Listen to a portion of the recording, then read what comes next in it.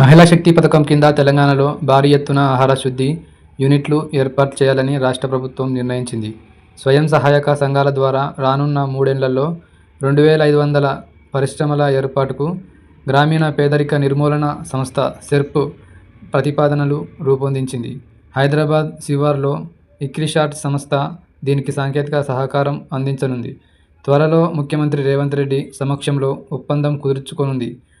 అందులో భాగంగా జిల్లాల వారీగా అందుబాటులో ఉన్న పంట ఉత్పత్తులను గుర్తించి స్థానిక మహిళా సంఘాల ద్వారా వాటి శుద్ధి కోసం పరిశ్రమలను ఏర్పాటు చేస్తుంది.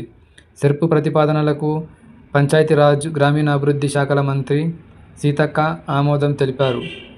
ఏ జిల్లాలో ఏ పరిశ్రమలంటే వరంగల్లో మిర్చి, పసుపు, మెదక్లో శనగలు, సీతాఫలాలు, ఉల్లిగడ్డ, మహబూబ్నగర్లో తృణధాన్యాలు, సీతాఫలాలు, నిజామాబాద్లో పసుపు, మొక్కజొన్న, వికారాబాద్లో తృణధాన్యాలు, కూరగాయలు, భద్రాద్రి కొత్తగూడెంలో మిర్చి, జీడిపప్పు, సూర్యాపేటలో కూరగాయలు, పాలు, కరీంనగర్లో కూరగాయలు, జోగులాంబ గద్వాలలో వేరుశెనగ, మహబూబాబాద్లో మిర్చి, పండ్లు, హన్మకొండలో పప్పులు, తృణధాన్యాలు, ములుగులో మిర్చి, సిద్దిపేటలో కూరగాయలు, మొక్కజొన్న, పండ్లు, కొమరంభీం ఆసిఫాబాద్లో పప్పు ధాన్యాలు, పెద్దపల్లిలో కూరగాయలు, నల్గొండలో బత్తాయి, మేడ్చల్ మల్కాజ్గిరిలో ద్రాక్ష, యాదాద్రి భువనగిరిలో పాడి ఉత్పత్తులు, జయశంకర్ భూపాలపల్లిలో కూరగాయలు, జగిత్యాలలో మామిడి, రంగారెడ్డిలో పండ్లు, కూరగాయలు, ఖమ్మంలో మిర్చి, పండ్లు, కూరగాయలు, సిరిసిల్లలో చేపలు, కామారెడ్డిలో మొక్కజొన్న, చెరకు, నాగర్ కర్నూల్లో మామిడి, వేరుశెనగ, నారాయణపేటలో సేంద్రియ పప్పు, మంచిర్యాలలో కూరగాయలు, పండ్లు, ఆదిలాబాద్లో సోయాబీన్, సీతాఫలాలు, కూరగాయలు, వనపర్తిలో వేరుశెనగ, జనగామలో బంగాళాదుంప, సంగారెడ్డిలో అల్లం శుద్ధి యూనిట్లకు ప్రతిపాదించారు. ఆహార శుద్ధి పరిశ్రమలకు మార్గనిర్దేశం చేసేందుకు వీలుగా ఇక్రిషాట్ ఇందులో భాగస్వామ్యం కల్పించాలని ప్రభుత్వం నిర్ణయించింది. ఆ సంస్థతో సెర్ప్ సీఈఓ దివ్య దేవరాజన్ సంప్రదింపులు జరిపారు. త్వరలో ముఖ్యమంత్రి రేవంత్ రెడ్డి సమక్షంలో అవగాహన ఒప్పందం కుదుర్చుకుంటారు.